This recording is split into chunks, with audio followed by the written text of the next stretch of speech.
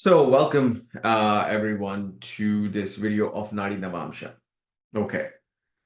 Um, First of all, why is it that we call it a Nadi Navamsa? Because these are the techniques that arose from literal Tamil astrology, which is known as Nadi astrology. You can call it Bhrigu Samhita, you can call it Pullipani, you can call it, Vashishta Nadi, Dharub Nadi. There's so many versions of it. However, okay, those who say, well, you say all these great names, okay, um, how is it that you know this? How is it that you know these techniques? So I'll prove it to you. Just seeing this message just breaks my heart, but I'm going to share this from screenshot. This is my teacher of Navamsha, A.V. Sundaram, the late A.V. Sundaram.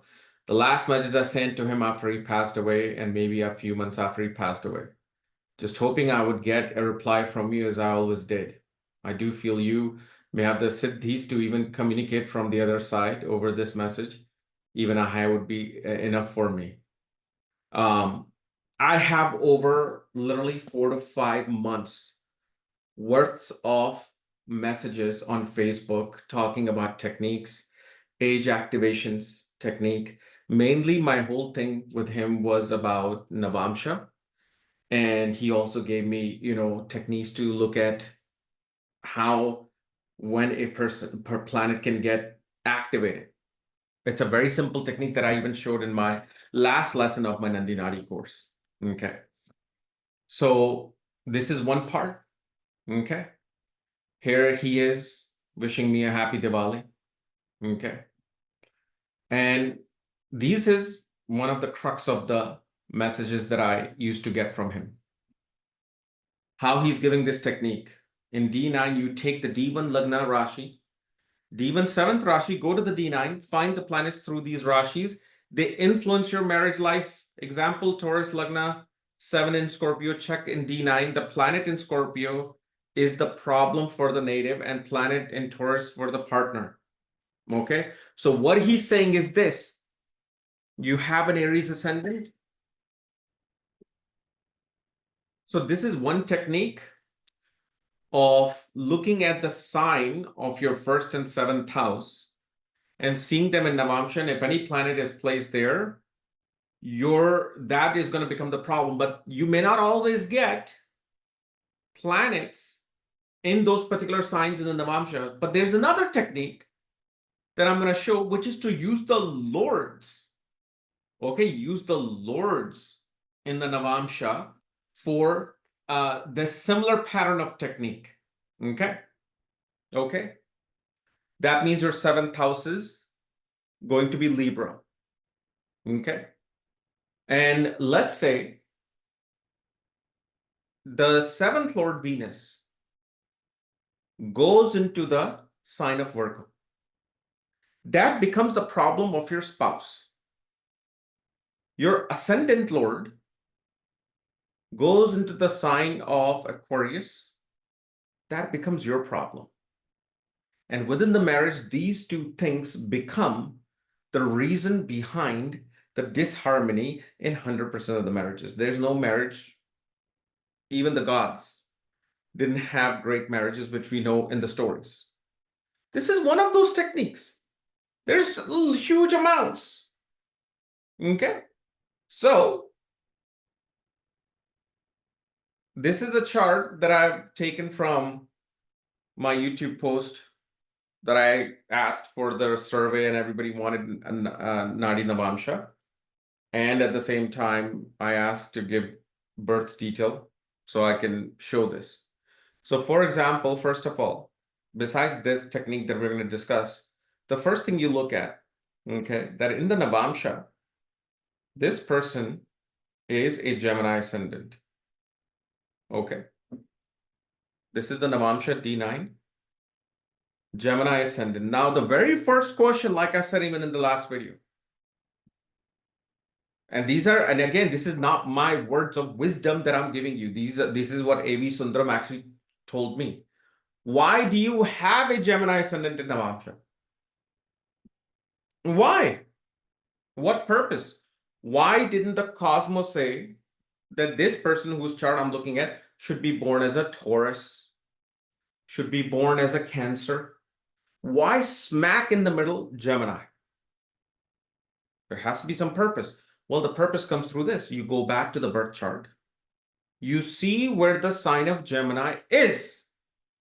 For this person, that house becomes the reason behind the fruits that they're going to get in their life, who they become, what they deal with. So 11th house Gemini becomes the ascendant of the Navamsha, number one, which means this person is going to gain tremendously in their life. And they will gain through friends, siblings, neighbors, and especially people who follow them online. Because that is Gemini now. Gemini is your following on social media. Then look at the energy that Moon is there in the 11th house. So Moon energies transfers to the ascendant of the Navamsha. What does this show? This person is going to desire change. If they don't feel change, they get bored. Number one, they are going to be the type of person who has to travel. They want to travel. The moment they hit the age of 36, they're going to be like, okay, I want to plan my vacation. They're also going to be complete. The mind is going to be focused on one's body. Body, health, workout, all of these things become the primordial being of this person. And of course, because we see Moon transferring into the ascendant, huge influence of the mother takes place in the marriage or mother-in-law, because Moon is mother and Moon is also your mother-in-law. You will see the type of relationship you have with the mother, similar pattern will follow with the mother-in-law. So because Moon is transferring, there's going to be presence of mother or mother-in-law continuously within the scope of marriage or the development of this person. The other technique I can show you, right? Look at this. Let's say, for example, one is trying to wonder, what's going to happen with my reputation, my career, my work? Okay, what's going to take place? So for this, if you look, what is their 10th house? Taurus. Okay. In Navamsha, where's Taurus? In the 12th house. And Jupiter sitting there. So what does this show us? This shows me, depends on the easiest thing that we see, that this person's profession will ultimately take them to foreign lands, far away place from where they are. Number two, who's sitting in the 12th house in Taurus? Jupiter. The moment this person goes to foreign lands, their profession starts to expand, widen. This person starts to think big, especially money, investments, okay? Even to a certain extent, entrepreneurship. And especially, I mean, if I just look at this birth chart of this person, I see money will come through health. Somehow focusing on health will bring the money. But they're going to have to go to a foreign place. Okay. That's one of the ways we use this technique of Nadi. The other thing you can also see, because Taurus goes into the 12th, okay, if this person does not leave where they are, and please note that foreign lands does not have to be going from India, Himachal Pradesh to USA or Canada. You don't have to go to Dubai or Singapore. If this person goes to a place where they cross a river and go to a place with complete different language, complete different food, complete different gods, that is foreign lands. So let's say from Himachal Pradesh, this person moves to Chennai. That's foreign lands. Okay. But I do see this person going to foreign lands, unless they are already in foreign lands. Because first of all, their fourth lord is in the 8th house in a dual sign. Okay. And Mars is below 15 degrees. That means Mars is more pointing to the fixed sign energy of Aquarius. So this dual sign is becoming fixed, which means they may not be able to go so far, but Rahu is trying for Mars. Because Rahu is trying for Mars and Rahu is looking at the 4th house, the Rahu is going to now help this person to go to a faraway place. Okay. And not only that, if you look at the Padha of the 4th house, if you know the Padha system of Jaimani, so where's the 4th lord? In the 8th house? How far away is the 4th lord? 1, 2, 3, 4, 5. 5 places away. You count 5 places again from Mars, which lands you in the 12th house where Rahu is. So it is a destined thing. Come hell or high water, this person is going to go far away. Okay. And of course, this is a very unique situation because both Mars and Ketu are at same degrees. If Ketu is higher, then we can also take Ketu as one of the co-rulers of Scorpio and Gemini. But then the Padha of the 4th lands in the 8th, where again Rahu is looking. So it's like a double confirmation that, hey, this person is going to be in a faraway place. Now, coming back to that technique of my teacher, A.V. Sundaram. Okay. Ascendant Lord is Leo, Sun. 7th house is ruled by Saturn. In Navamsa, Sun is in the 5th house in Libra. Okay. That's all you need to know. What is going to be this person's struggle and problem in the marriage? It's going to be them getting their ego hurt, especially when it comes to things connected with children. They want to take their child to this school. The spouse, I don't know who, if this is a male or female, I don't know, because you guys didn't give me all the information I wanted. But it shows, especially when it comes to the concerning of children, they want to take the child to one school. The wife or the husband will say, no, we're going to go here. And in that particular concept, they will end up getting a bit humiliated. Their ego will be shattered. Maybe if they want to take their child to this particular place, the wife will say, why do you want to take to this place? You yourself don't have enough good education. Okay, don't take them to this place unless you were as good. You weren't that great, let's go here. So even though the spouse doesn't really mean to insult, they're just trying to make a point, but they could have made the point in a better way, but they won't be able to because of how the sun is placed. Then the other problem of this person will be is the romantic life. Whenever some romance situation comes in, ego will always bring in some form of a strong insult again. Some form of dispute again, because again, Mercury is influencing Sun. I'm not even going to use the Nadi concept of Venus being in trine and all that. Let's just stick to the simple thing. Mercury, Moon are together in the 11th. Okay. That's one of the things of Nadi. And they're looking at Sun. They will be wrongfully blamed also by the spouse, which will damage their romance. Meaning, let's say spouse noticed the bank statement that there's $500 missing, gone, and it's some weird thing, and they suddenly blame this person. You have been spending money somewhere, aren't you? Why are you spending this money? We're supposed to pay. And they're like, no, I have not done it.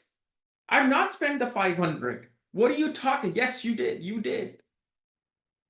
And you get to find out that that weird company that was taking the $500 was perhaps actually their quarterly city tax, which was taken out by a third-party company, but the name sounded so different. They're like, and then later on, they're like, oh, okay, this is it. But there won't be any apology to this person that, oh, I'm sorry, I wrongfully did this. They'll be like, okay, this is done. So this becomes the problem for this person. And yes, they're going to get really angry in when these things happen because of sun, which is a light. You can also say it is heat, although Mars is heat. Sun's tattva is more light, but it's also in Libra, the Vayu tattva. Okay. What happens in Vayu tattva, it's like you're taking a king from a protective space and you're putting the king in middle of a field. Okay. You're putting a king in the middle of a wide open field where anyone and anything can come and attack the king. This is the type of situation that happens. Now look at Saturn. What's going to be the issue of the spouse, regardless of husband or wife? Saturn is in the fourth house in Virgo in the Navamsa with Mars and Rahu. Okay. So here Shani is Vayu Tattva, air, going into Earth with the fire Tattva of Mars, with also the space, not Akash, spatial Tattva of Rahu. So wife will always deal with some kind of health issue, by which they will not be able to do their due diligence and give their responsibility within the home. And because of their irritation of health issue, it'll also create fights within the household itself. And most of the time, the spouse, okay, and now also if you look, Jupiter is looking at the fourth house. Now you must be thinking, well, Jupiter is going to protect here. Jupiter is going to be a great protector. The first thing you have to understand about Jupiter, this is why when you understand Nadi, you can't look at every planet as positive and negative. Shani can become positive, Jupiter can be negative. Jupiter's aspect is to increase the light and the quantity of that which it looks at. That's Jupiter's job, is to expand the quality of whatever it's looking at. So what is Jupiter looking at? He's looking at a war zone in the fourth house with Saturn and Mars, with the Yam Yoga with Rahu being there in the front of Mars. So Jupiter says, okay, I'm looking at the fourth house. There, Tatatsu, Om Tat Sat. I'm going to expand this particular thing. So this is how you have to start understanding why Jupiter is not always going to bring the benefic result. Like, for example, if we just look at the fact, Jupiter is behind Saturn's degree in Aries. Okay. Jupiter is also behind Mars. So if this person is frustrated in their profession and career, which ultimately they shouldn't be because they will have excellent career with wealth, which I'll show you why later. But it's only till when the first round of the first round of Saturn, when the first round of Saturn comes and hits Jupiter's degree, when it goes past 6th to 7th degree, this is where this person will really find their flourishment in their career, in their profession, or as you can say, Bhagya Uday. Before that, I don't care if this person could be a thoracic heart surgeon, they will not be able to accomplish the things that they want to accomplish. If a thoracic heart surgeon should be making 800,000 per surgery, this person's probably not even going to get to operate till they're 32, 33. So they won't be able to make that money. Remedies are there, other things are there, Vastu this, okay, fine. We're just looking at the chart. Now, why did I say that this person will always make money? Once that cycle drops of the first round of Saturn, they will make sustainable money, and this person will become a miser.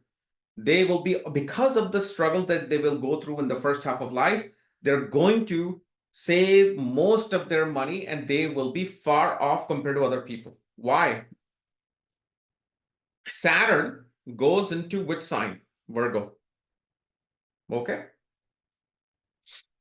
Take the same Saturn, put it back into the birth chart. Where does that go? Second house of wealth in its friendly sign of Virgo, where it's now creating a Parivartan Yoga with Mercury. So I do see that marriage itself also helps this person's income. Overall, their career will be always growing steadily. But why they become a miser? Because Saturn goes into the second house. So the ultimate fruits, because remember, Navamsha is the fruits of the karma. A birth chart is the mango tree. Navamsha is the mango of that tree. So is the mango sweet? Is the mango bitter? Is the mango ripe? Is the mango orange? Is it green mango? Is it big mango, small mangoes? That's what Navamsha is. And even though, like I showed in my Nadi Nadi course, just with the birth chart, you can use a whole lot. And I told everybody that once I do the second level of Nadi, then I will jump into these other charts like Navamsha. And even you can go into the chart of the destiny, Chaturvasamsa or Chaturtatamsa chart. So this is the simple way of seeing the problems of the marriage. If you look at this chart, ascendant is Leo, Navamsha is Sagittarius. So which house is the Sagittarius in the birth chart? Fifth house, with Jupiter being there. Okay. So that becomes the ascendant of the Navamsha. Their entire life is going to be about their children. Their entire life is always going to be about educating, learning, okay, guiding, guidance. But then there's a problem. What's the problem? Jupiter, that is in the birth chart, goes into the seventh house. Okay. So what becomes a problem here? The problem becomes they're going to become, and they're going to be, and it is true, they're going to be more overwhelmed by the wisdom of the spouse than themselves. Anytime they come up with a better idea, the spouse will kind of, I wouldn't use the word rip apart, but they will extrapolate the idea. And they're like, look, this is not going to work. This is what's going to work. And this is the karma that they have to deal with. Like, they will feel inferior to the spouse. Like, okay, you have the wisdom.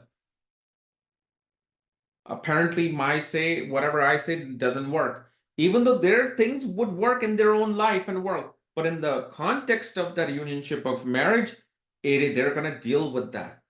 But now, okay, if you look at the ascendant again, I think it's the same. I picked two Leo ascendants, didn't I?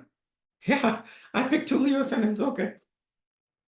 So, same thing, Sun. Where's the Sun? Sixth house, Taurus. So, what's going to be the issue of this person's life in the marriage? It's going to be debts, dealing with debts. They're going to either put themselves into a place where the stress of the marriage is going to be about debts. Okay. And because Sun is in Taurus in the sixth house, when it comes to the matter of finances, they will not have control. That's their pending karma. That's their pending karma in the marriage, that when it comes to dealing with money, banking, and where the money should be, they will not have that control. That becomes their frustrating frustration point of the marriage. Look at the 7th house.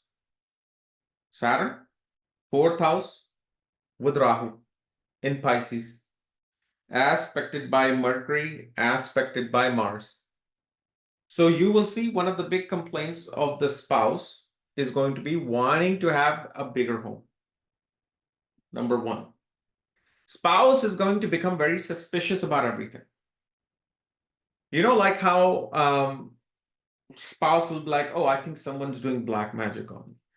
I think this is what's gonna happen. I think this person does not like me, and that's their whole thing is gonna be more illusionary towards being suspicious. They're gonna be suspicious about the spouse. Where are you going? Who you're with? What are you doing? Oh, you want to go here? Why you want to go here? You want to go see your friends on Friday? How come you never went before on Friday? Suddenly now you want to go on Friday with your friend. Why? There's that suspicious nature that comes in. And because Mars, Mercury again looks at Saturn, okay, most definitely we see spouse will deal with a lot of deal with the issues of the wind, whether it's bronchitis, whether it's constant cold and cough. So I mean, it's coincidence that I picked two charts with Leo ascendant, but that and both of them kind of have a very similar karma to each other. Yet two people from two different countries. Okay. And if you look, now let's look at one of the other things of this Nadi thing. Taurus, 10th house. So what's their ultimate fruit of their karma? Which is the 10th house. 10th Lord goes into the 6th house. They must give themselves into service to other people. Okay, they're going to be in service to other people. They're going to be in a place where they have to deal with a lot of authoritative people who may even turn against them. But it's in that type of environment that this person will flourish. And because the 10th house, Taurus, is going into the 6th house of the Navamsa, which is what? 9th from itself. Okay, 9th from itself. So you will see when this person goes into any place where ultimately they become the authority, they will thrive. The moment they get a title in their life, they will thrive. For example, this person is working from the bottom, but then they become supervisor. The moment they become supervisor, they start gaining momentum in their career. But of course, one of the things I see with the chart is that this person is here to be some form of a influencer, media personality. That's how they will gain their money. Ultimately, this person will be doing business. And especially if this person has a younger sister, and if they were to do business with the younger sister in partnership, they will do excellent. Because Saturn and Mercury are in 311 relationship. Saturn is the 7th Lord in the 3rd house. So business with siblings, but especially because 3rd house is Libra, which is Venus with Mercury, will show younger sister, because 3rd house is also younger sibling. Or simply, it shows that a person needs to somehow connect with things related to media. Of course, with progressed Saturn, I'm seeing a whole lot of other things, but I don't want to discuss that. I mean, of course, I'm not discussing a lot of things. I am, I'm kind of just being limited on what I'm saying right now, because this isn't personal thing, and even in personal thing, I may not even discuss some of these things. Because yeah, I mean, some of these things can be quite scary if you go full-fledged into it. But this is what Nadi Navamsa, and again, this is not my knowledge. No, it's nobody ever gets any knowledge. They always get something from someone. For that limited time, that relationship that I had with A.V. Sundaram, I actually even told him, let me see if I can find this. I mean, I'm gonna have to like scroll like nobody's business, where I told him, well, if I find it, I'll just show it to you. Um, I told him that I feel like you're my uncle from past life or my father from past life. Um, yeah, there's way too many messages, so I won't be able to find it here on time. So maybe once I find it later on, I will share with you. But there's all these different things, that he has shown me. Beautiful, beautiful things.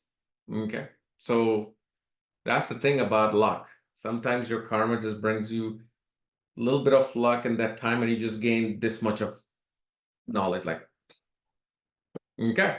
So anyway, again, if you want to learn these type of things and just to learn how to understand the chart itself, once you take the Nandi Nadi course, you will be like, once you see the chart, it'll be like, you will be able to actually get something. Instead of when you are doing the Vedic astrology, you're going to be like a lost soul in the maze. Now I have to look from this chart to this Dasamsha and then this and then Nashtakvarga and that. You're going to be lost in those particular things. Versus once you do Nadi, it's just like, then this, I've always said that it's like a lotus flower. It just blooms in front of you. And you probably all have seen that from my live readings that I've done. Over 40 live readings I've done on Instagram. Stop doing that because I started to get the effects of it. Because I was giving remedies in those readings as well. And you can't give remedies without an exchange of something, exchange of energy. And I was doing that. I was just like saying that people would just say their birth chart in front of me, and I would just go. Okay. And of course, the wristwatch course that if you haven't heard of on my Academy, Maga Vedic Astrology Academy, link will be in the description, which is just really just the most important thing you will see, how a device like this can take a person to ER, can make a person sick, can do all kinds of things if it's not correct. Anyway, we're gonna do our monthly horoscope probably on Monday or Tuesday. Okay.